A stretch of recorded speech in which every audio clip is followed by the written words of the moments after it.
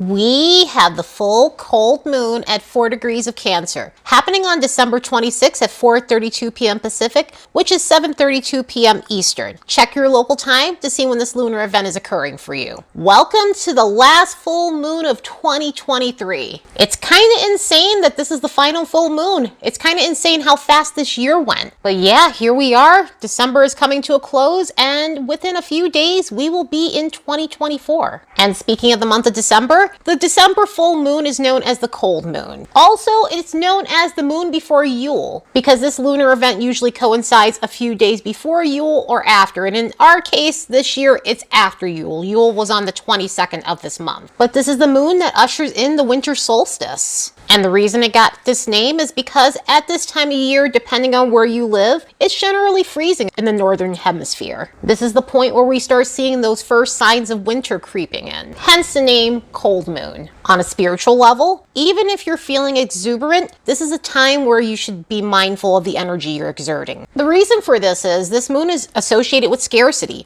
So this is a time of year where you don't want to squander your time and your resources to ensure that you're making it through a long, cold, hard winter or season in your life overall. And with the quality of this full moon, the vibes on the graph are very jam-packed. This is a jam-packed week transit-wise, and this lunar event is no different. For the next 48 hours, we'll have streams of good luck, imagination and confusion, psychic energy, family, social vibes, and mental energy. All of these energies are coming in a steady stream. They're not necessarily peaking and valleying. Because of the way this week is going, this moon is mixed bag, and some of these energies are going to be mixed bag. We might have moments where we feel a little bit foggy, but then we might have moments where we have mental clarity. There can also be situations where we feel unsure one moment and then hopeful the next moment. And especially with some of this solitude energy that's mixed in, and then by the 27th, there's some emotional sensitivity there. So it is putting a bit of a sting in the air. And some of this is intersecting family and friends, and so we may need moments where we have to collect ourselves. Also, with that romantic energy that's popping up and intersecting emotional sensitivity and the psychic energy and the imagination and confusion, mental energy,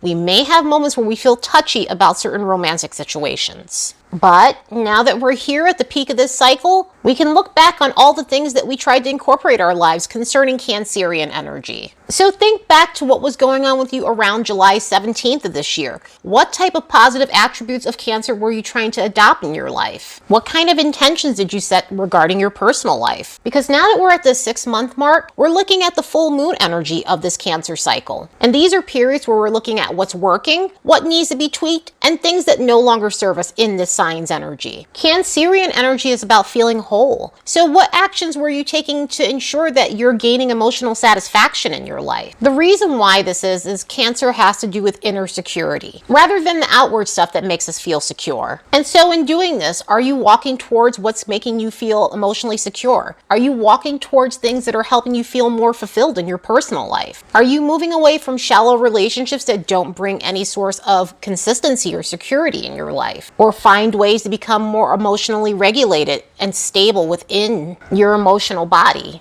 And with emotional satisfaction, did you begin a journey of gaining more security in your personal life? Sometimes, a lot of the times in society, we believe that what brings us security and helps us feel fulfilled is a career and having all that success and having all the things and material possessions. But the truth is, all of that stuff is meaningless if you don't have a solid personal life, if you're lacking support, if you have all the money, the toys, and the things, but you don't have the right people around you. So was this a period where you were working on that and making sure that your personal life becomes more of a priority? In such, organizing things and ensuring there's a work-life balance so that way you're spending time with loved ones and friends. Continuing with emotional satisfaction and personal life goals, has this been a period where you redefine your definition of family? Sometimes this could be with our own family. Sometimes this could be with our chosen family. So through this 6 months, have you been working on finding your own tribe of people? And again, this could be our own family and this could be chosen family. Sometimes it's a mix of all those things. That way we're creating a sense of home and family. And with some of the family stuff, has this been a period where you've been working on past disappointment when it comes to relatives? Sometimes this could be a period of breaking family curses and other conditioned patterns that are unconstructive when it comes down to familial things. Most of the time this is personal work with you. Sometimes it's making some sort of reconciliation with family or coming to a realization that you may have to separate yourself from certain circumstances and situations when it comes down to family. Overall, with situations like this,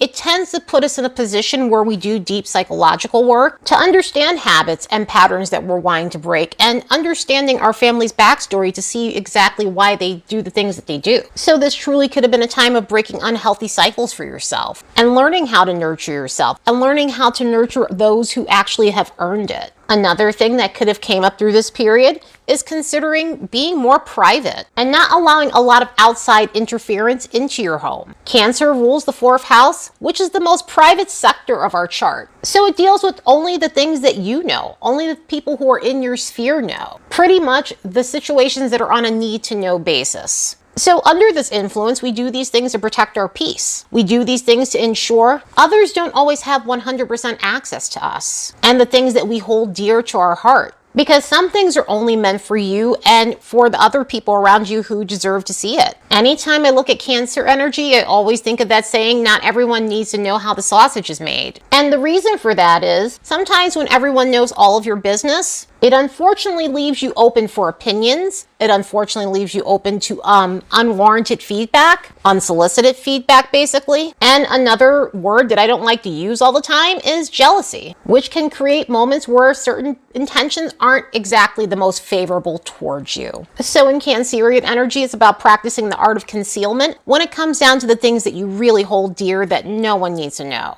Within this energy, was this a period where you wanted to learn how to trust your gut more instead of doubting yourself? Cancerian energy is about trusting our intuition. It's about our psychic abilities. All the water signs are about our intuition and psychic abilities. Cancer's way of doing it is more instinctual and very much a gut reaction to something. So was this a time where you were realizing that you tend to be very right when it comes down to those things and that you need to start trusting your hunches way more? That way you can use that intuition to initiate things in your life or know if something's right for you or not. So hopefully this Cancerian period was very fruitful for you guys and you learned how to feel more at home with yourself and the abode you dwell in. Let's look at these transits and see what we can expect from this lunar event. As a reminder, don't forget to like and subscribe because it helps this channel grow. And if you'd like to support the work of this channel, you could do so by buying me a fresh cup of coffee. There's a link in the description box below.